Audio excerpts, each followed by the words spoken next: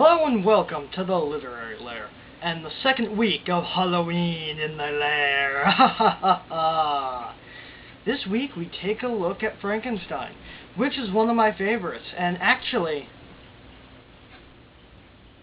besides the Quantum Leap books, the only book by a female author I've ever reviewed. And I apologize for that.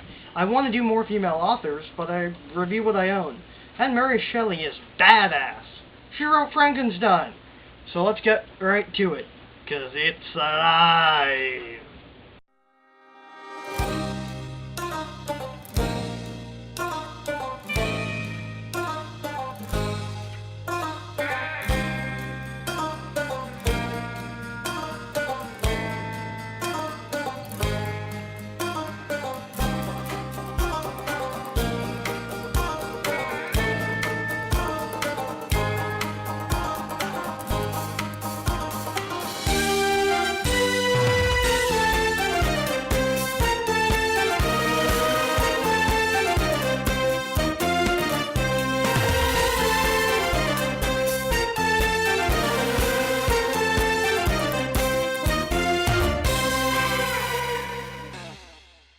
The novel is written within a framing narrative with letters between Captain Robert Walton and his sister Margaret Walton Saville.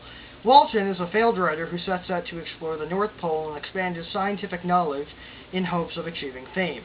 He even ran into the Donner Party. During the voyage, the crew spots a dog sled mastered by a gigantic figure. A few hours later, the crew rescued a nearly frozen and emaciated man named Victor Frankenstein. Frankenstein has been in pursuit of a gigantic man that was observed by the crew. Frankenstein starts to recover from his exertion, and he sees in Walton the same overambitiousness he had, and recounts a story of his life's miseries to Walton as a warning. Victor begins by telling of his childhood. Born into a wealthy family in Geneva, he is encouraged to seek a greater understanding of the world around him through science. He grows up in a safe environment, surrounded by a loving family and friends. When he's 4 years old, his parents adopt a girl named Elizabeth, an orphan whose mother has just died. Victor has a possessive infatuation with Elizabeth. Much of the story focuses on this infatuation and the rise and fall of their interactions. He has two younger brothers, Ernest and William. Ah, I see that the Schlumpers had ancestors. As a young boy, Victor is obsessed with studying outdated theories of science that focus on achieving natural wonders. When he witnesses a lightning strike an oak tree, splitting it in two, he's inspired to harness the power of lightning. They called me crazy for trying to catch lightning in a bottle. I'll show them! His mother dies of scarlet fever weeks before he leaves for the University of Ingolstadt in Germany.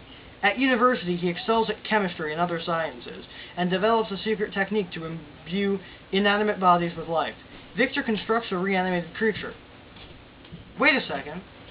Scientists from another country made a man using human parts. Like, say now? What are you looking at? Whatever.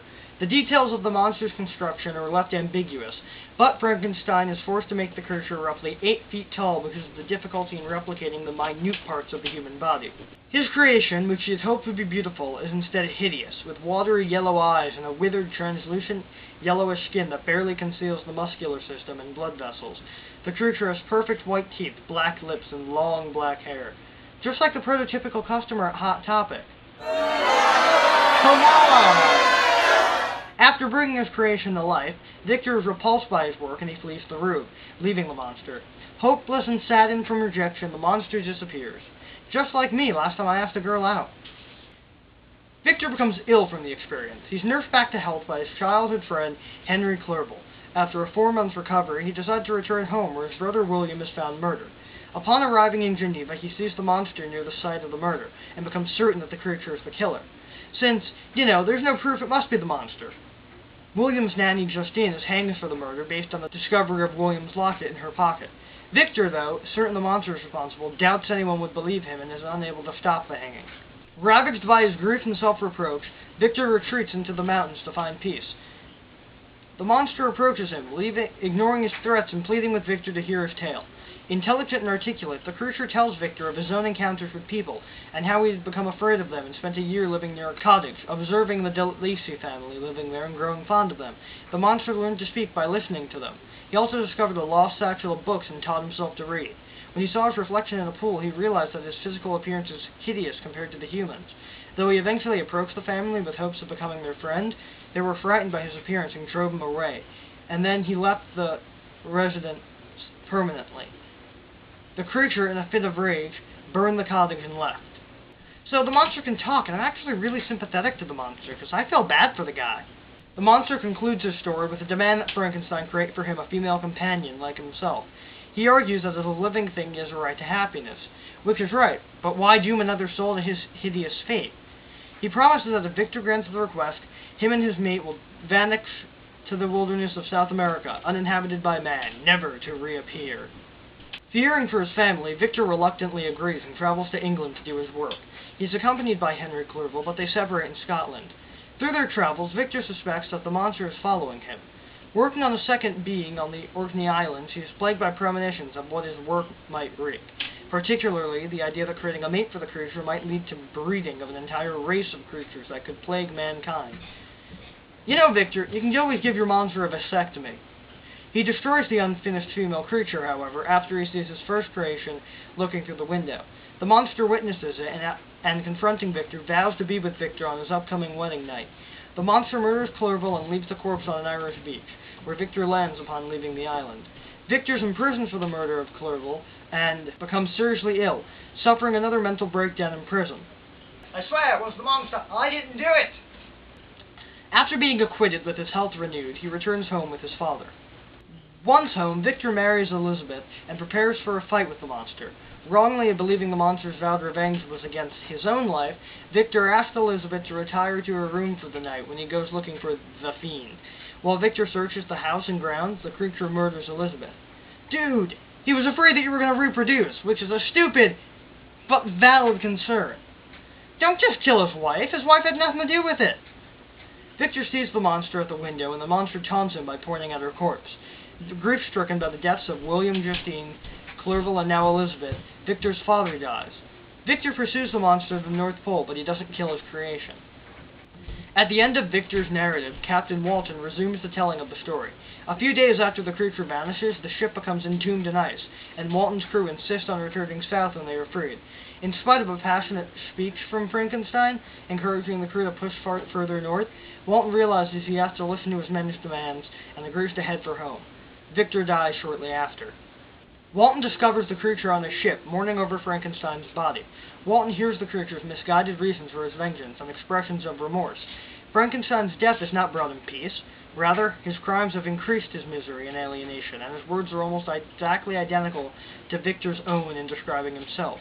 He vows to kill himself on his own funeral pyre so that no others will ever know of his existence.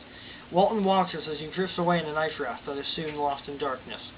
And that was Frankenstein. It was a great classic, and Mary Shelley is a literary genius. Next week, we take a look at A Strange Case. That turned out to be a pretty terrible NES game.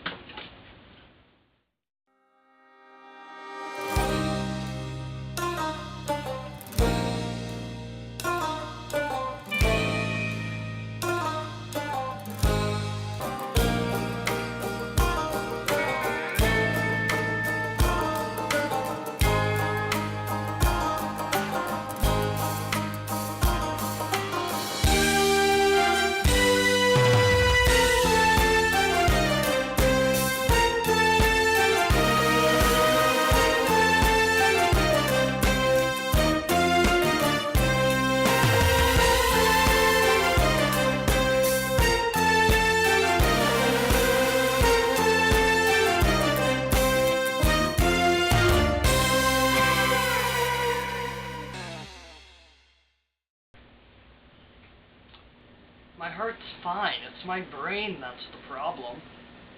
I'm just checking all the bases. I figure it might be a stress-related event, so you might show signs in your heart. So, tell me, how often do you see the man? At least once a day, taunting me, calling me dumb, insulting the show. He's here, I swear. I think you might want to lessen the workload. Take a week off or something. No, I promise to do Halloween in the Lair, and I'm seeing it through to the end. Search yourself. I'll be in my lab. Wow, did you see that? He doesn't believe you. Go away.